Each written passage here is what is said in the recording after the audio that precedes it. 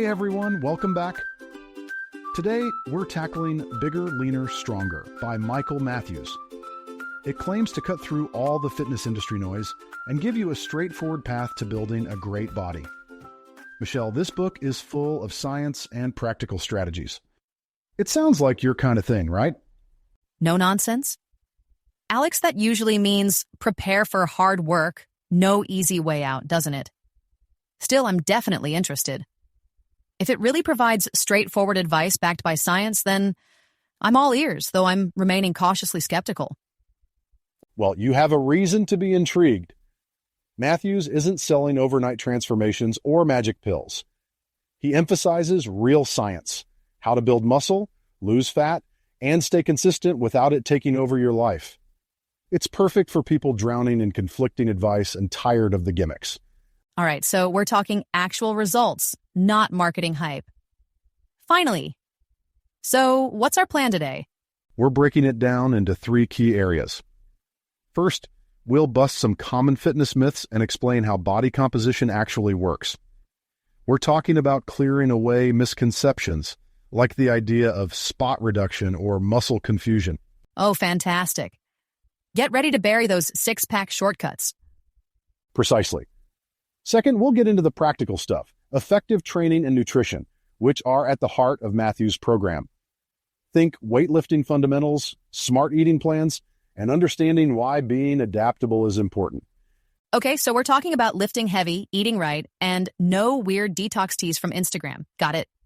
Exactly. And lastly, we'll look at the mental and social tools he suggests to keep you motivated. Let's be real, motivation dips, and life gets hectic. This is about creating lasting habits. So it's about making a fitness blueprint step by step? Laying the foundation, building the structure, and adding the finishing touches, right? You nailed it. This book is like an architectural guide to achieving your ideal body, and we're here to simplify it and make it actionable for everyone. Okay, Michelle, so let's dive right into the basics. Understanding body composition. Because honestly, if you're aiming for that ideal physique, you've got to get how muscle and fat work together. This is really the foundation for everything else we're going to discuss. Right, so it's not just about obsessing over the scale, panicking every time the number jumps. It's about looking deeper, isn't it? So, Alex, tell me, what exactly are we talking about when we say body composition? Body composition is basically the breakdown of your body into muscle, fat, bone, and other tissues. Unlike BMI, which just looks at your weight relative to your height, body composition shows us what's really going on inside. Like, 2 people could weigh the same, but one could be super lean with lots of muscle, while the other might have more fat. It's a much more accurate picture of your overall health and fitness. Okay, I get that. But why is BMI still so popular? I mean, doctors use it, apps use it. Is it just easy, even if it's, well, not that useful? Exactly. It's quick and simple, a general statistic for large groups of people. But because it doesn't distinguish between muscle and fat, it can be super misleading. An athlete with a lot of muscle might be classified as overweight or even obese by BMI, even if they have very little body fats. So BMI is basically saying, congratulations on the six-pack, but you're officially overweight. That seems not ideal. Exactly. Short deal. Take Matthew's example of a pro athlete who weighs 200 pounds and gets flagged as obese by BMI. You measure their body fat percentage and find it's only 8%. Tons of muscle, minimal fat. That's why focusing on body fat percentage is much more accurate and useful. Right, so body fat percentage is key? But how low can you realistically go? I mean, those super cut fitness models, are they walking around with 5% body fat all year round? Not really. You have something called essential body fat, which is the minimum amount your body needs to function properly. For men, it's around 3-5%, and for women, it's more like 8 to 12%. These levels are essential for things like hormone production and overall health. Bodybuilders might hit those super low levels briefly for competitions, but it's not healthy or sustainable long-term. So aiming for the absolute lowest number isn't the goal. Then what's a good target? Exactly. Sustainable fitness isn't about hitting the absolute lowest fat level. For most people, it's about balance. For men, 10 to 20% body fat is considered healthy and looks good, while women usually do well around 20-30%. At these levels, you can maintain functionality, athletic performance, and a great physique without sacrificing your health. Okay, so instead of starving yourself to get down to 3% body fat, it's about balance. So, how do you achieve that kind of balance that Matthews is talking about? That's what the book focuses on, getting that transforming your body is more than just cutting calories or doing endless cardio. It's about building muscle and losing fat in a balanced way. And a big part of that is figuring out what works and what's complete nonsense. Ah, you mean the gym myths we've all fallen for. Like, lifting heavy makes you bulky, or cardio is the ultimate fat burner. So, what are the biggest myths Matthews busts? One major one he tackles is the idea that more time in the gym equals better results. People get caught up in these crazy long routines doing endless sets of isolation exercises, but overtraining is counterproductive. It can lead to exhaustion and even muscle loss, believe it or not. Let me guess. The guys spending 3 hours at the gym are also the ones handing out unsolicited advice, right? Exactly. Matthews stresses that quality is more important than quantity. Instead of wasting time on things like endless bicep curls, focus on compound lifts. These are exercises like squats and deadlifts that work multiple muscles at once, building strength and burning calories much more effectively. So, compound lifts, efficient and effective. I'm in. But what about those Instagram workouts that say you need to confuse your muscles to build them? Is that any good? Oh, it's terrible advice. The whole muscle confusion thing is based on a misunderstanding. Muscles don't get bored. They grow through consistent progressive overload, which means gradually increasing the weight or resistance over time. Switching exercises all the time might seem fun, but it actually hinders progress because you can't track how you're improving. Right, so it's less about making your workouts flashy and more about keeping them consistent. Speaking of consistent progress, what does Matthews say about fat loss myths? I bet there's a lot of bad info out there. Oh, definitely. And one of the biggest is that calorie counting doesn't matter. Some people think if you just eat clean, you'll lose weight no matter what. But Matthews is very clear. Energy balance is everything. If you're eating more calories than you burn, even the cleanest diet won't help you lose fat. So even if you're eating tons of quinoa and kale, you're not magically immune to extra calories. Got it. Anything else that bugs him? Overdoing cardio is another one. People live on treadmills, thinking that's all they need to lose fat. But the book emphasizes that diet is the foundation of fat loss, and cardio is just a supplement. Spending hours running won't fix a bad diet. So cardio is like the sprinkles, not the cake itself. Makes sense. And let me guess, high rep, light weights for toning gets called out as well? Oh, absolutely. It's a common myth that doing light weights with a lot of reps will give you that toned look. You actually need to lift heavy, even when you're trying to lose weight. It's the only way to keep your muscle while losing fat. Now that we're clear on body composition, let's dive into how to actually achieve our goals through training and nutrition. Matthews offers a really practical guide to mastering the basics, what to do in the gym, and how to fuel your body for results. Exactly. We've covered the why, so now for the how. Where does Matthews suggest we start?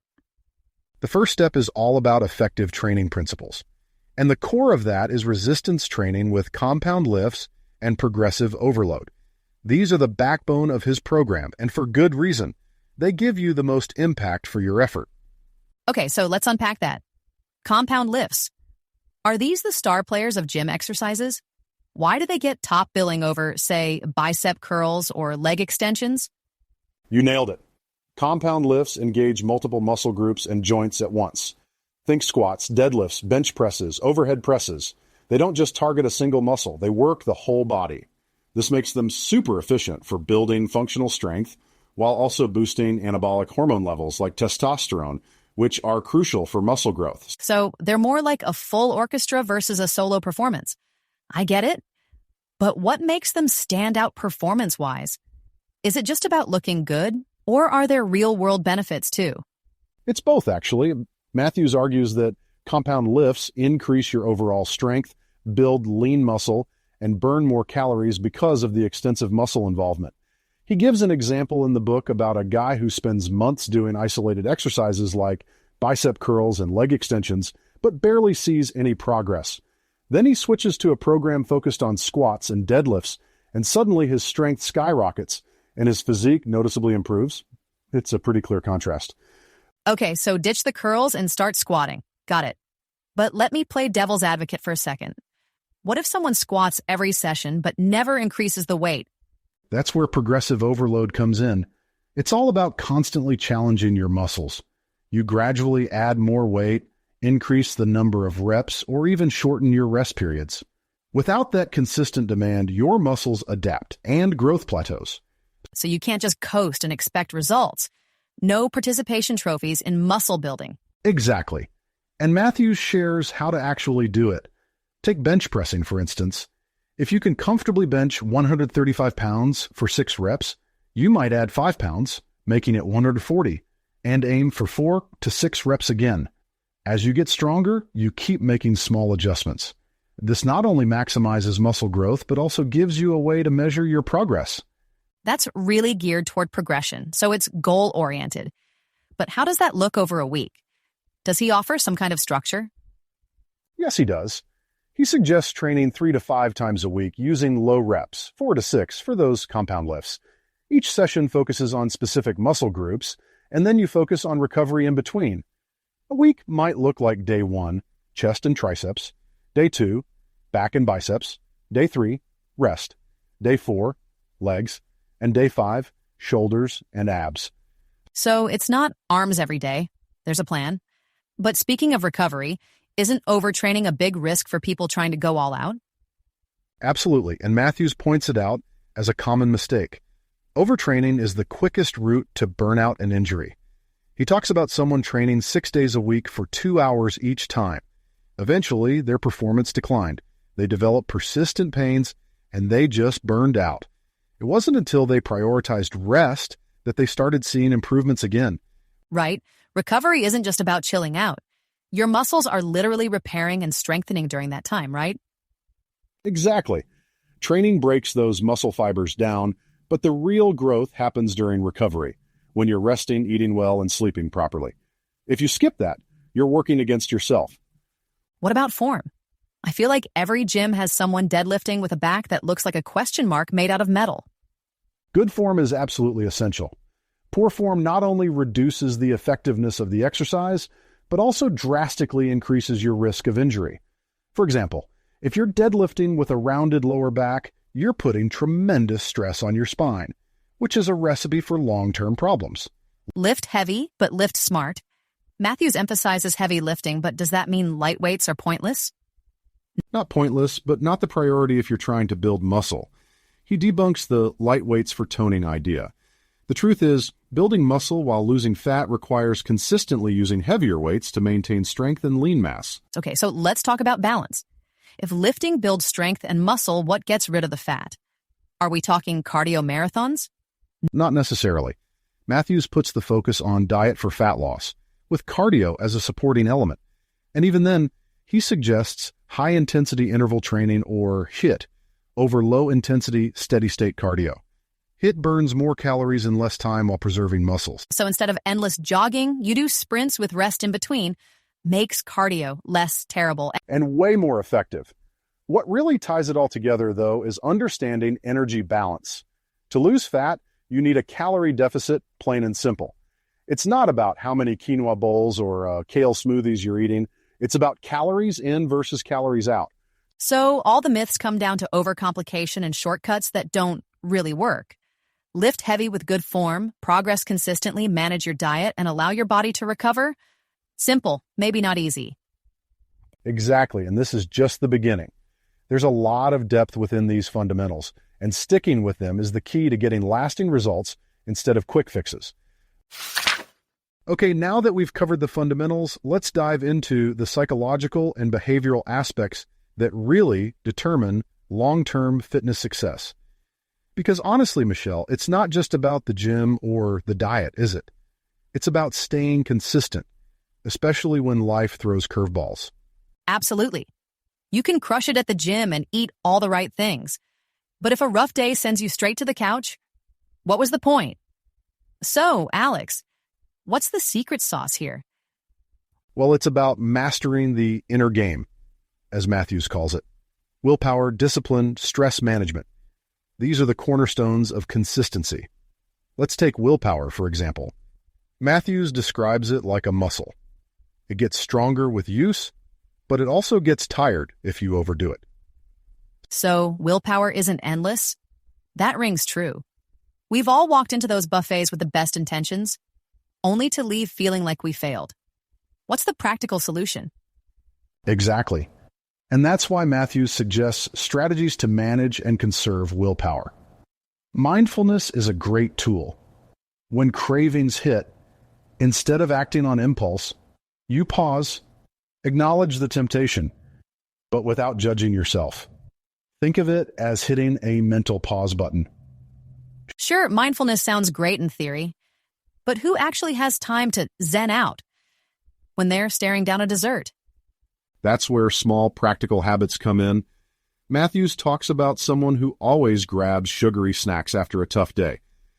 By practicing mindfulness, just taking a minute to breathe deeply and remember why their fitness matters, they can almost diffuse the craving. The craving might not disappear, but that pause gives them room to make a better choice. So instead of diving straight into the cookie jar, you give yourself time to think. Do I really need this? Makes sense. But what about stress? That's a big one, isn't it? A bad day can totally derail even the best workout routine. Absolutely. And that's why Matthews highlights stress management as a key skill. Unmanaged stress drains your mental energy, which makes it way harder to stick to your workouts or resist those impulsive food choices. Techniques like meditation, yoga, even just controlled breathing can really help with that. Breathing exercises? Sounds simple. Do people actually manage stress with 5 minutes of deep breaths? You'd be surprised how well it works. In the book, there's an example of an office worker who was constantly drained from deadlines. By taking just 5 minutes during breaks for controlled breathing, their stress dropped significantly. That clarity helped them stick to their workouts instead of skipping them from exhaustion. Okay, so it's not just woo-woo stuff. It's regaining focus and not letting stress take over. Fair enough. But it's not just cravings and stress, right? What about setbacks?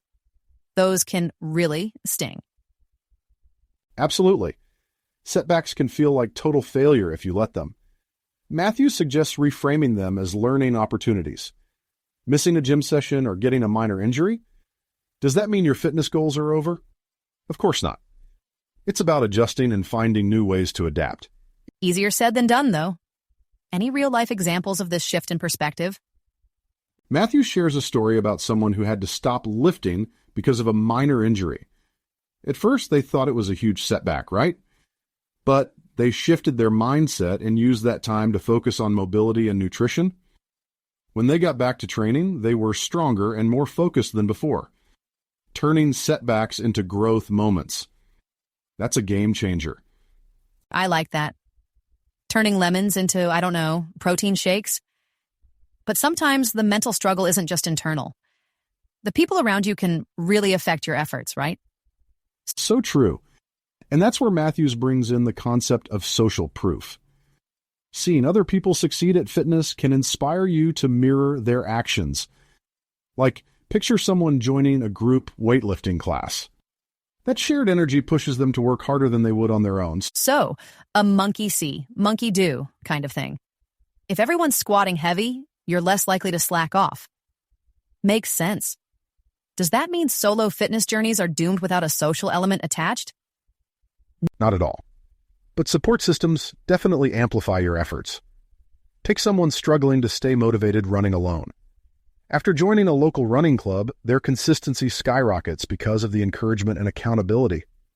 It's easier and more fun when you're not doing it alone.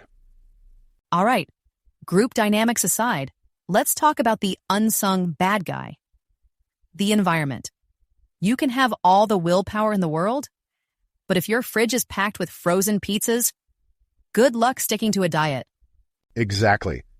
The environment shapes our choices, often without us even knowing it.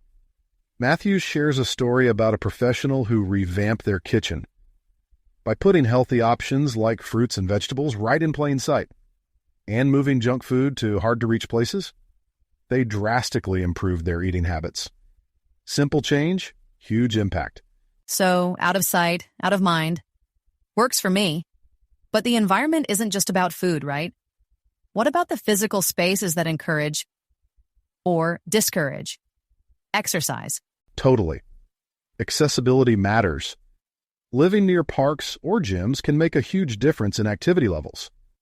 Matthews describes how people who move to walkable neighborhoods report increases in outdoor activity. It's the infrastructure shaping the behavior. Makes it sound like fitness is as much of a design problem as it is a discipline issue. Control your surroundings, and you've already won half the battle. Exactly. The beauty of these strategies, whether it's leveraging social support or optimizing your environment, is how tangible they are. They go beyond try harder and address the psychological and behavioral triggers that make fitness sustainable. So it's not just about the lifting, the dieting, or even the motivation.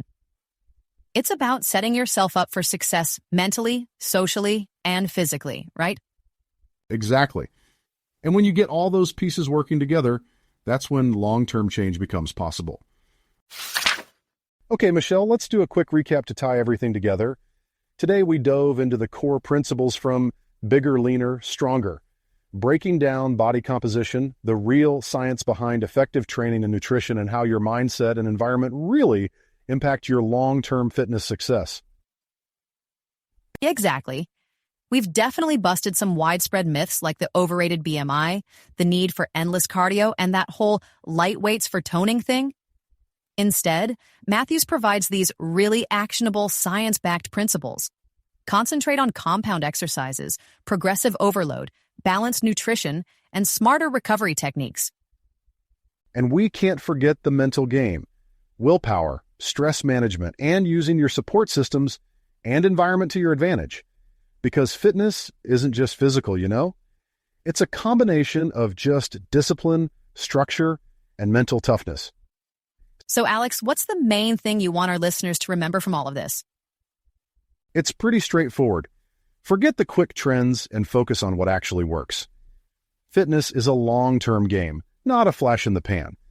By getting really good at the basics, consistent weightlifting, eating smart, and developing healthy habits, you can create a body and a lifestyle that lasts. No shortcuts, no gimmicks, just the stuff that actually delivers results.